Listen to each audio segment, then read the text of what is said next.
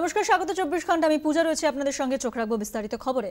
RL Ahmed dental কলেজে অশান্তি, college প্রিন্সিপালকে ঘেরাও, অসুস্থ হয়ে পড়েন প্রিন্সিপাল তপন গিরি, অসুস্থ প্রিন্সিপাল এনআরএস এ ভর্তি। আরো বিস্তারিত জানবো এই বিষয়ে আমাদের সঙ্গে রয়েছেন সন্দীপ সরকার।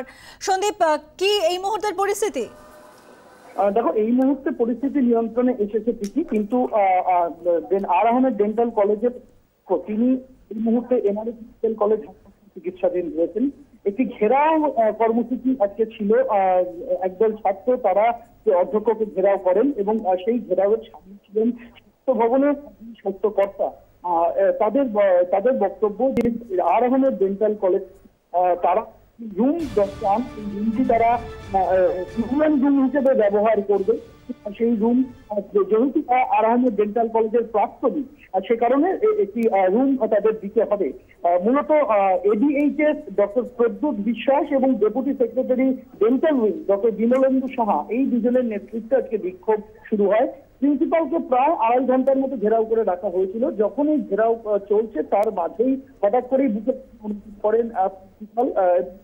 তাকে দ্রুত ওই ঘেরাওয়ের মাঝখান থেকে বের করে নিয়ে এসে ভর্তি করা হয় এনআরএস মেডিকেল কলেজ হাসপাতালে। সেখানে এই মুহূর্তে হৃদরোগ বিভাগে তার চিকিৎসা চলছে। আর এই ঘটনার পর পুলিশ বাহিনী এসে পৌঁছে পরিস্থিতি নিয়ন্ত্রণে নিয়ে আসে।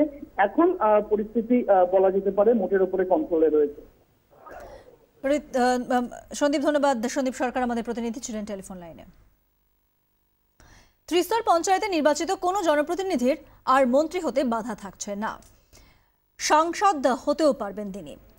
1973 সালের পঞ্চায়েত আইনে এই মর্মে সংশোধনী নিয়ে আসছে রাজ্য সরকার। পুরসভার কোনো কাউন্সিলরদের এই সুবিধা রয়েছে। তারা কাউন্সিলর হওয়ার পাশাপাশি বিধানসভা কিংবা লোকসভা ভোটে প্রার্থী হতে পারেন এবং নির্বাচিত হওয়ার পর দুটি পদই ধরে রাখতে পারেন। কিন্তু গ্রাম পঞ্চায়েত, পঞ্চায়েত সমিতি কিংবা জেলা পরিষদের কোনো সদস্যদের সেই সুবিধা ছিল না। পঞ্চায়েত মন্ত্রী সুব্রত মুখোপাধ্যায় প্রথম সব ক্ষেত্রে একই নিয়মের প্রয়োজনীয়তার কথা বলেন। তার প্রস্তাবে সম্মতি দিয়েছেন মুখ্যমন্ত্রী। খুব তাড়াতাড়ি বিধানসভায় পেশ হবে সংশোধনী বিল।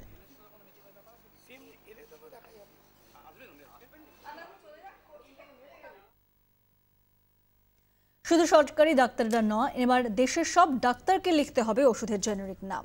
নির্দেশিকা জারি করলো medical council of India. Notice পাঠিয়ে দেওয়া হলো সব রাজ্যের মেডিকেল কাউন্সিলকে। সব মেডিকেল কলেজের ডিন অথবা প্রিন্সিপাল, সব হাসপাতালের ডিরেক্টর, সব রাজ্যের স্বাস্থ্য সচিব, মেডিকেল এডুকেশনের ডিরেক্টর, হেলথ সার্ভিসেস ডিরেক্টরের কাছে নোটিশ পাঠিয়ে দেওয়া হয়েছে।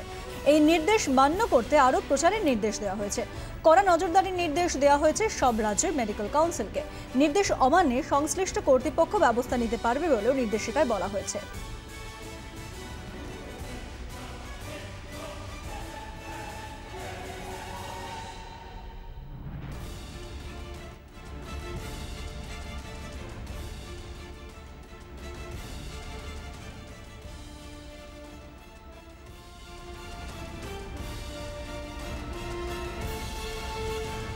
এবার খেলার খবর।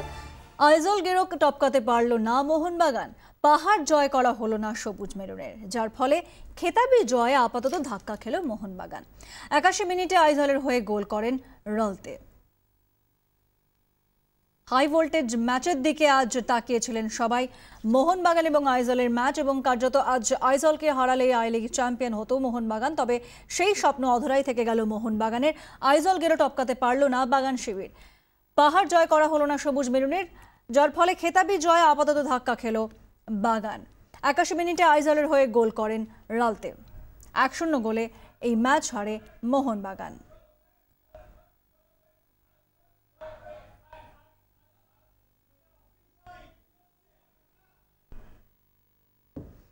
স্বাস্থ্য সচেতন, তাই আপনি বাইরের জল খান না। বাড়িতেও 2 দিন অন্তর আসে 20 লিটার ড্রাম। আপনি নিশ্চিত জল থেকে আর ভয় নেই, তাই কি? গাঁটের কড়ি খসিয়ে পানীয় জলও কিনে খাচ্ছেন। যা কিনছেন তা খাঁটি কি? নাও হতে পারে। শুক্রবারই বাগুইআটিতে বেআইনি পানীয় জল চক্রের পর্দা ফাঁস হল।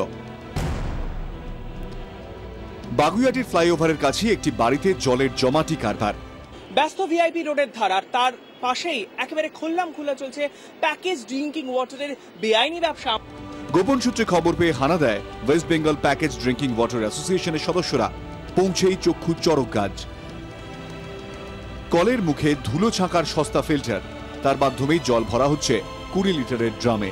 ড্রামটি দামি কোম্পানির, জল একেবারে সস্তা। 200-র উপরে ফ্যাক্টরি তৈরি হয়েছে যারা বিনা লাইসেন্সে মাটির তলা থেকে জল তুলছে এবং ভরছে। কোথা থেকে আসছে এই জল? বাড়ির ওপর তলায় পৌঁছে চক্ষু চড়ক গাছ।